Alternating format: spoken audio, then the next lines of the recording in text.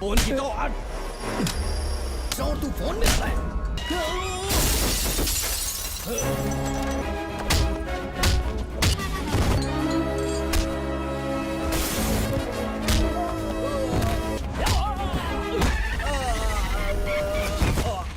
Assalamualaikum guys, oke kembali lagi bersama Draft Movie Review. Piye kabar Re? Terima kasih buat para penonton setia Draft Movie dimanapun kalian berada. Semoga kalian semua selalu sehat ya.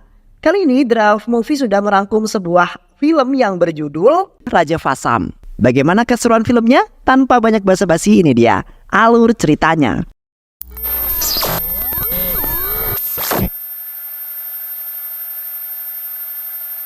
Film ini menceritakan beberapa sebuah perusahaan IT besar seperti KSC Group dipimpin oleh seorang yang bernama Daniel, Mapro Teknologi oleh Umesh, Rocky pemilik Realin Potek, dan Vanesan pemilik perusahaan VGL. Keempat perusahaan tersebut bergerak di bidang teknologi yang sering berkesinambungan. Suatu ketika perusahaan AAC Media mengadakan pertemuan yang dihadiri keempat perusahaan tersebut. Wisnu selaku CEO menyampaikan maksud untuk mengumpulkan perusahaan IT. Wisnu berharap salah satu perusahaan bisa menciptakan teknologi yang dapat mengurangi pemanasan global.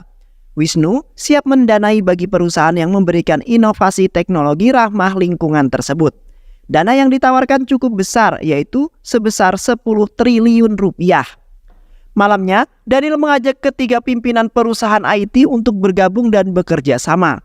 Namun Vanessa dari perusahaan VGL menolak ajakan Daniel. Menurutnya jika proyek ini dikerjakan secara mandiri agar dapat membuktikan kemampuan satu dengan yang lainnya. Vanessa pun kemudian pamit. Merasa diremehkan oleh Daniel, Umesh dan Rocky berencana menggagalkan proyek Vanessa. Perusahaan AAC Media memberikan waktu untuk persiapan presentasi hanya seminggu saja. Vanessa mengumpulkan stafnya dan menyemangati mereka agar perusahaan VGL dapat memenangkan proyek tersebut.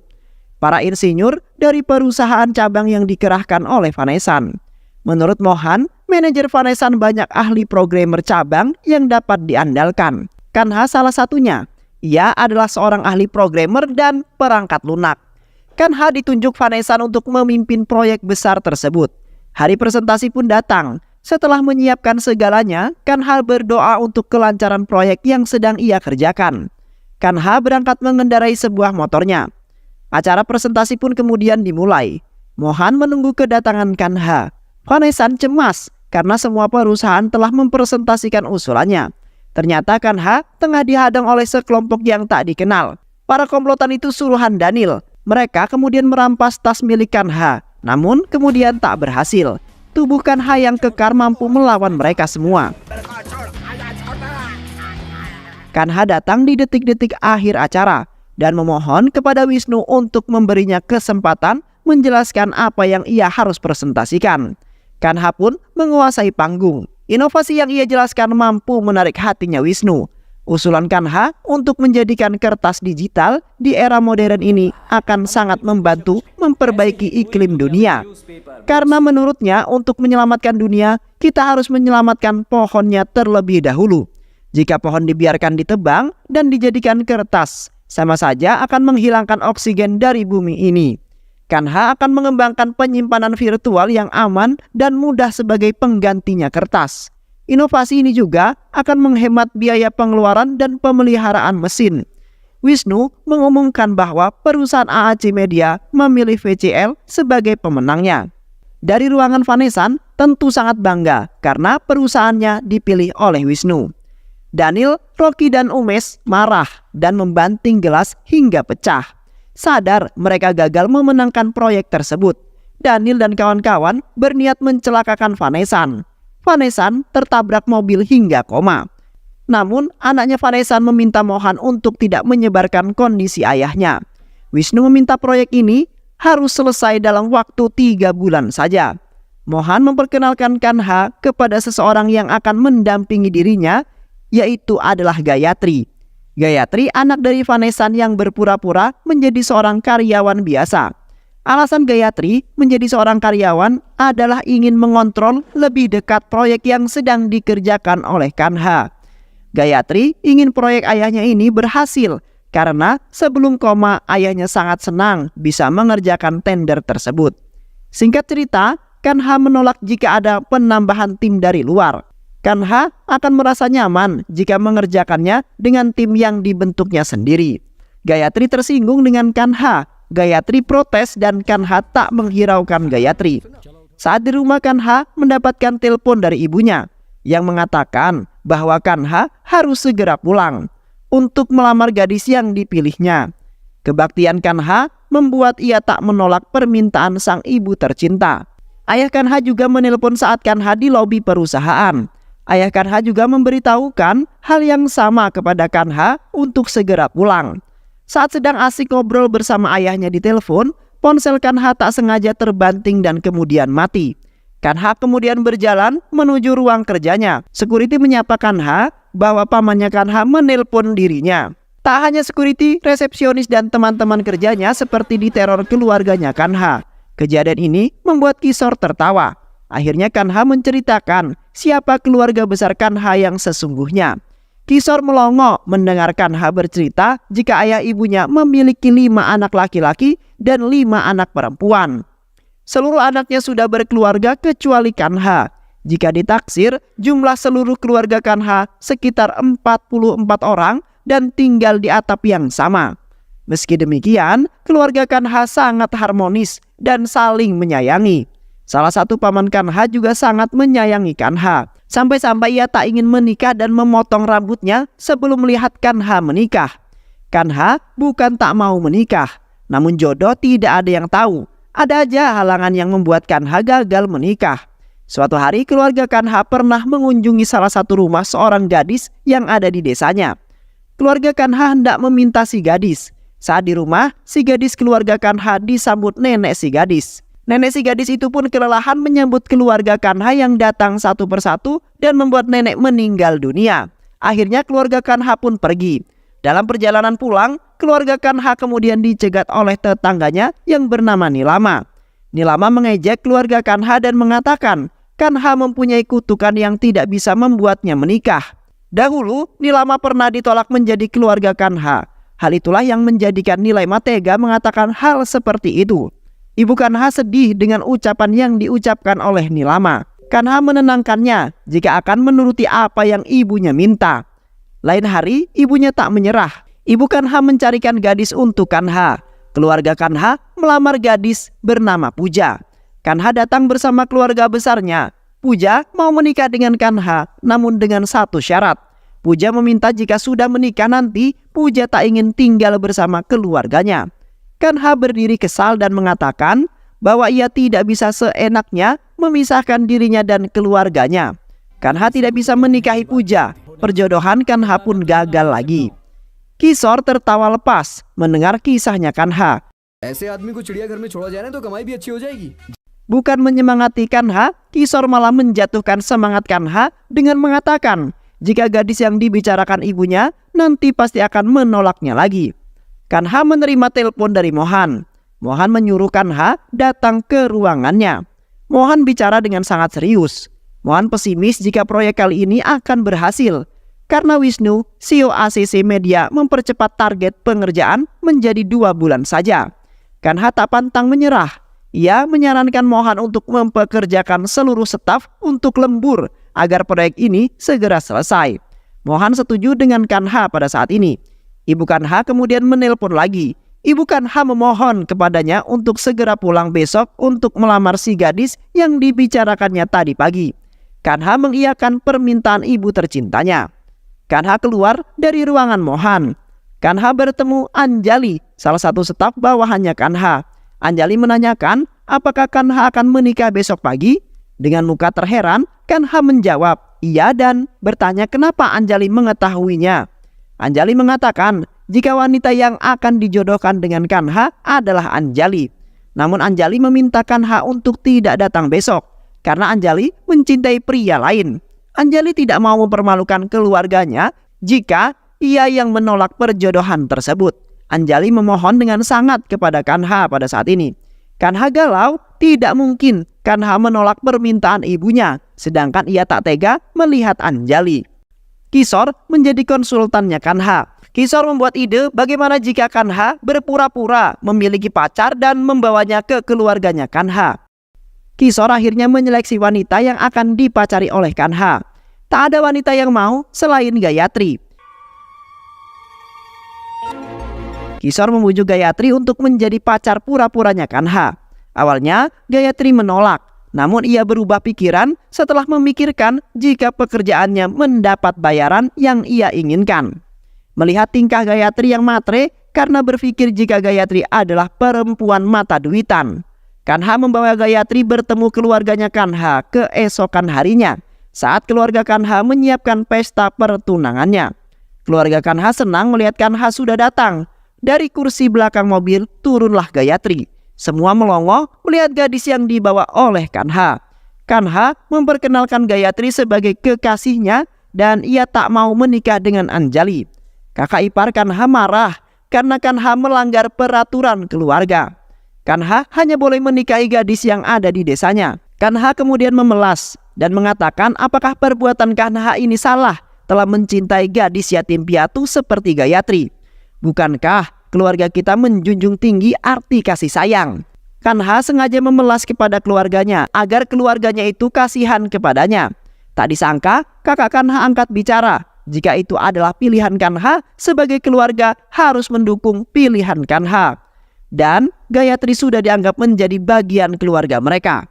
Keluarga besar Kanha merestui hubungan mereka dan ingin segera melihat mereka untuk menikah. Ibu Kanha memberikan undangan kepada Gayatri. Itu adalah undangan pernikahan mereka. Undangan akan disebar karena pesta pernikahan berlangsung 2 hari lagi. Nilama mendapat undangan pernikahan Gayatri dan juga Kanha. Nilama kesal karena keluarga Kanha masih tak mau berbesan dengan Nilama.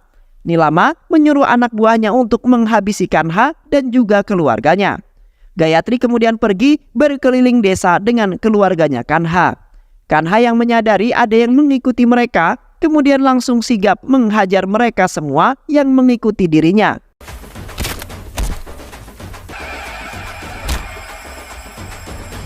Dengan kerendahan hatinya Kanha, ia menemui Nilama untuk meluruskan permasalahan yang ada.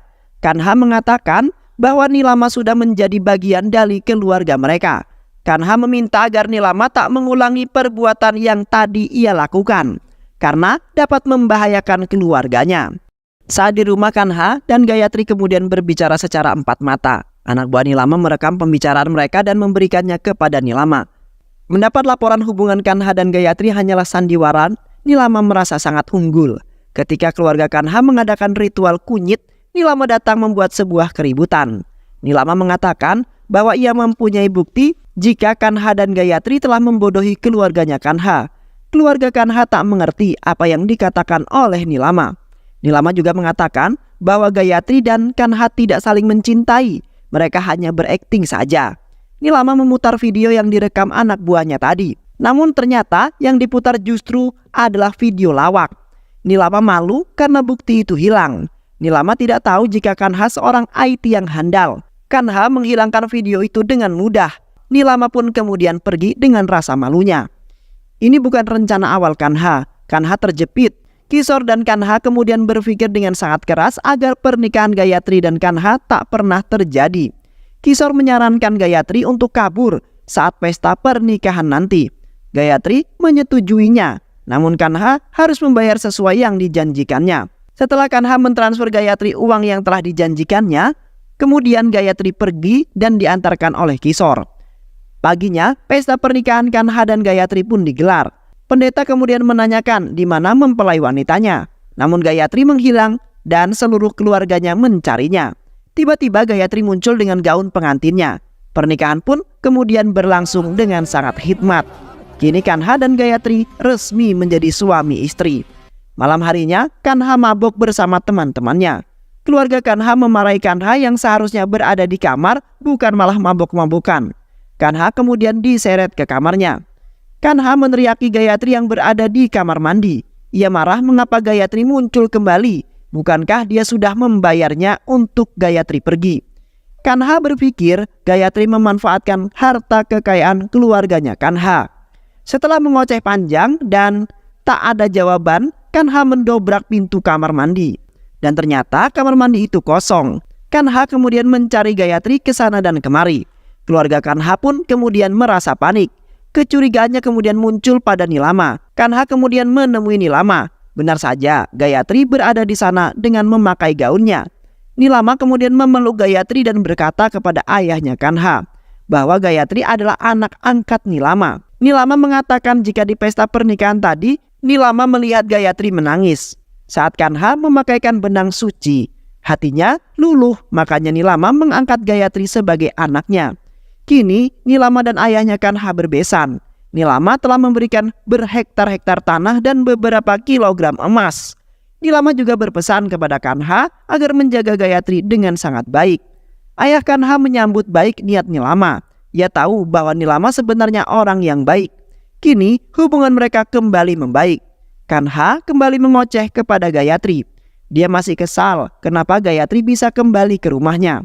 Kata-kata itu kemudian membuat Gayatri tersinggung. Gayatri mengancam jika ia terus mengomel, ia akan membongkar kebohongan mereka. Malam ini ditutup dengan rasa kekesalan keduanya. Paginya Kanha asik berbicara dengan ayahnya. Tak lama kemudian ponsel peringatan Kanha berbunyi. Kanha cepat kembali ke kamar. Ternyata keponakan Kanha sedang memainkan laptopnya. Kanha menghubungi Kishore jika seseorang mencoba meretas laptopnya. Kishore menanyakan apakah ada aplikasi baru yang terinstal. Kanha menanyakan kepada keponakannya. Keponakannya menjawab jika ada pemberitahuan sebelumnya dan harus menekan tombol iya. Meski kesal, Kanha tetap tenang menasihati keponakan tersayangnya bahwa ia tak boleh sembarangan menyentuh barang milik orang lain. Peretasan itu adalah ulah Daniel, namun lagi-lagi dia gagal melakukan aksinya. Daniel kembali merencanakan sesuatu yang baru.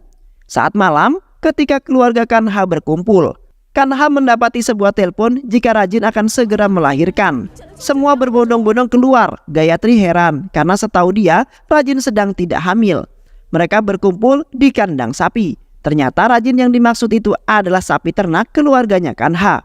Bayi sapi itu keluar dari perut Rajin. Bayi sapi itu diberi nama Gayatri oleh ibunya Kanha. Paginya mereka berkumpul untuk berdoa bersama. Setelah berdoa, ibunya mengumumkan bahwa peternakan sapi ini akan diserahkan kepada Gayatri.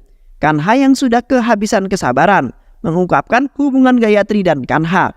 Kanha tak mau jika aset keluarganya diberikan kepada wanita matre seperti Gayatri. Gayatri tersinggung dengan ucapannya Kanha. Gayatri terpaksa mengungkapkan identitas aslinya. Ia mengatakan bahwa dia sebenarnya bukanlah yatim, melainkan anak dari bosnya Kanha. Gayatri sedih yang selalu dianggap Kanha mata duitan. Gayatri tak ingin sama sekali harta kekayaannya. Ia hanya senang berada di tengah-tengah keluarga Kanha yang sangat hangat. Gayatri juga menceritakan kejadian yang dialami oleh ayahnya. Gayatri meminta maaf kepada ibunya Kanha. Ia tak bermaksud menipu keluarganya. Gayatri hanya ingin membalas kebaikan dari keluarganya Kanha. Dari keluarga Kanha, Gayatri mendapat kasih sayang yang sangat tulus. Gayatri tak menyangka jika pikiran Kanha serendah itu terhadap dirinya. Gayatri pun kemudian pergi. Kanha kemudian menyesali perbuatan yang telah ia lakukan. Ibunya jatuh pingsan. Saat ibunya sadar, Kanha diminta untuk mencari Gayatri. Gayatri adalah menantu keluarga ini. Bergegas, Kanha mencari Gayatri namun tak menemukannya. Semuanya kemudian kembali mencari Gayatri. Gayatri diculik oleh Daniel dan kawan-kawan. Gayatri disekap dan disiksa oleh Daniel.